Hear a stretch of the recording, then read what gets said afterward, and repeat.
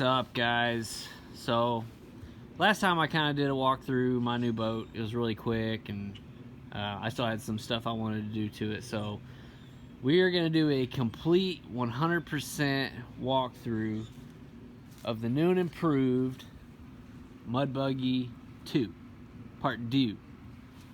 Anyway, so the Mud Buggy last year, I bought this boat. It was my very first boat.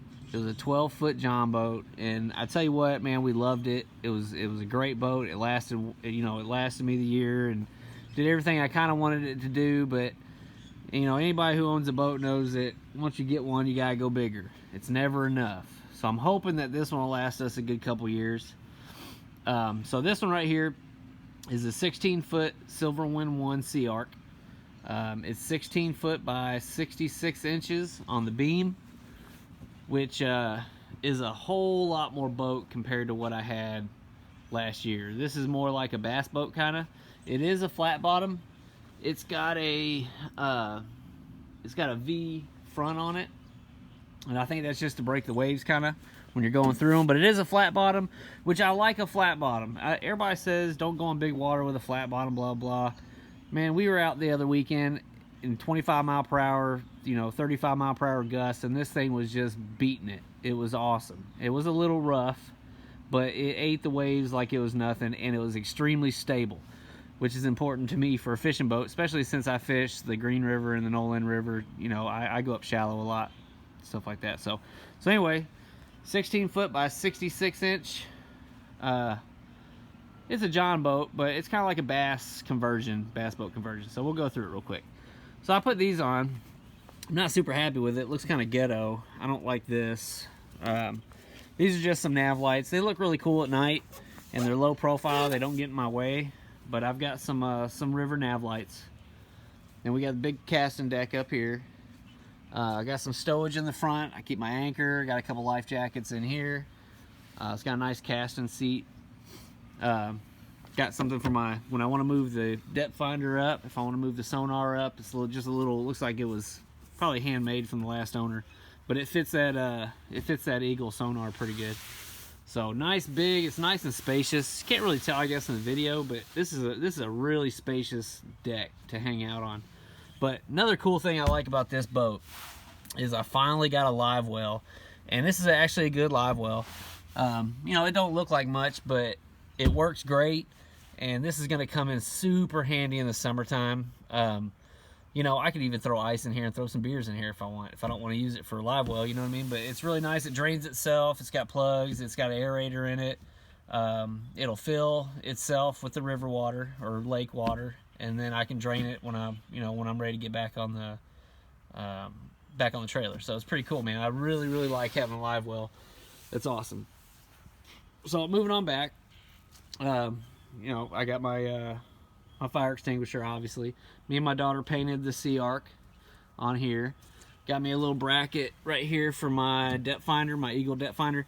This right here, guys, oh my God, the bane of my existence. So it was like a cell phone holder, and I had my cell phone on there the first time we went out to kind of run the motor, me and my buddy, and I lost my freaking $800 phone. I had just got it. I barely owned it, and it was gone. So it's already broke. You can see it's broke.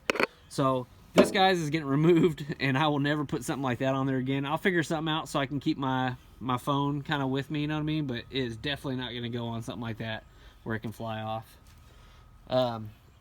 So over here, this kind of needs a little bit of work. It's an aluminum boat, so this gets a lot of vibration, and I noticed that when I was out last time. Me and Jason both noticed it. And you can tell right here where the previous owner had braced it. I actually did like a temporary redneck fix right here because it's starting to kind of rattle loose. So what I'm going to end up having to do is probably brace the shit out of the inside of it. It's just an aluminum boat, and they vibrate sometimes, especially when you're up to speed. This thing gets up to about 30 miles an hour, which is pretty fast for a flat bottom boat. But anyway, I still love it. It's great. It's a minor inconvenience. I replaced this. I just put a new steering wheel on it. Looks pretty good. Throttle, I braced that, so that's on there really good. Today, on the back of it, you see we got a nice casting deck on the back. All the guts in here, and I'll show you the battery and stuff. But I put these on today. These are Driftmaster rod holders. I got one on each side, and I'm gonna use these for trolling for stripers. I'm gonna troll for walleyes. I'm also gonna use these big nasty motherfuckers for catfishing on the Ohio, because these things are not gonna move. These are steel. They're really nice. And then, you know, my motor, it's a 25 horse. It's a 1998 made in Japan, which I'm glad it's made in Japan. I don't trust shit made in China, but it's a nice motor, man. This thing really runs great. I replaced the I put a new prop on it. That's an aluminum prop. I wish I could afford a stainless one, but they're too expensive. But this aluminum prop's really nice. It really gets this boat up on plane really quick. It moves it really quick. It starts right up. I don't have any problems with it. It sounds great.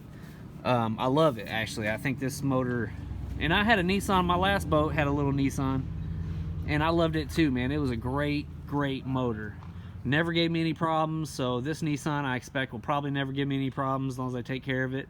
I made a couple mistakes on my last motor, so this motor, you know, I'm gonna be extra careful about what kind of fuel I run through it, etc. You know, fuel degrades over time, so if you use any bad fuel, or if you have fuel sitting for months on end and then try to run it through your motor, especially a carbureted motor, you might as well just be ready to pull that carb off and have it clean, because it really fucks it up. So I'm gonna be real careful. If I gotta spend 20 bucks and dump out a tank of gas because I don't trust it, then that's what's gonna happen. So moving right along over here, back casting deck, real nice. Got some nice comfortable seats for anybody that wants to come out fishing with me and stuff. Moving over to this side, in the guts, back here in the hatch, I kind of just keep random stuff. I've got some 2-cycle oil that I use. I've got a spare prop down here in case I bust this one. I've got one 27, I think it's a 27 deep cycle. It's a, I think, 95 amp hour. But I've actually got this as my starter battery and my trolling motor battery, because this motor actually only uses about 60 amps on a crank, and it turns over the first time. It cranks up the first time. So I don't want 2 batteries if I don't have to have 2 batteries because of the weight. But also, if you notice right there, I've got a pull start. So if it's warm outside, like middle of summertime, I don't even have to use the starter. I can just pull start it, one start, bam, it fires right up, no big deal. 6-gallon gas tank, good to go.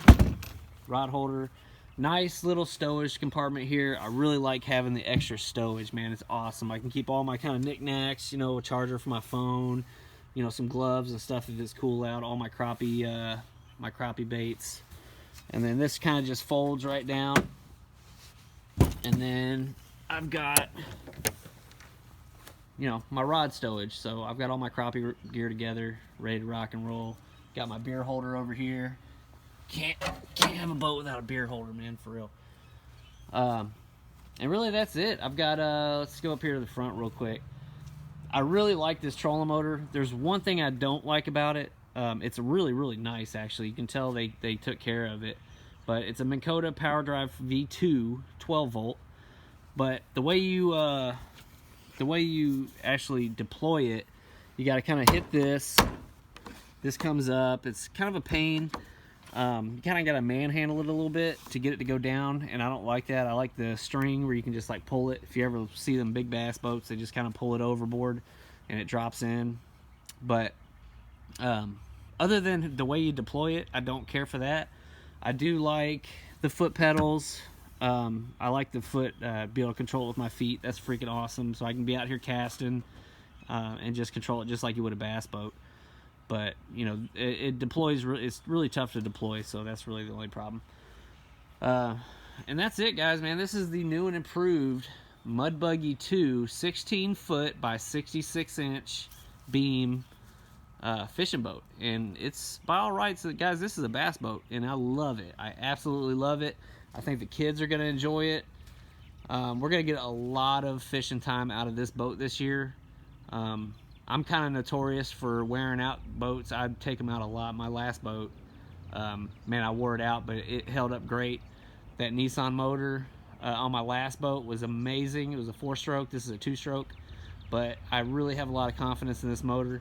And I think, personally, when I go out on the water, having confidence in my boat just makes the day a whole lot better. I don't have to worry about being stranded or anything like that. You know what I mean? It sucks if you got to think like that when you go out. So I mean, it kind of ruins your day, and you kind of get worried in the beginning. But this thing, I do trust it. We've had it out, man. It hauls ass. It's sturdy. It's stable. It's sound. The kids are gonna love it. It's a great little bass boat, little bass conversion.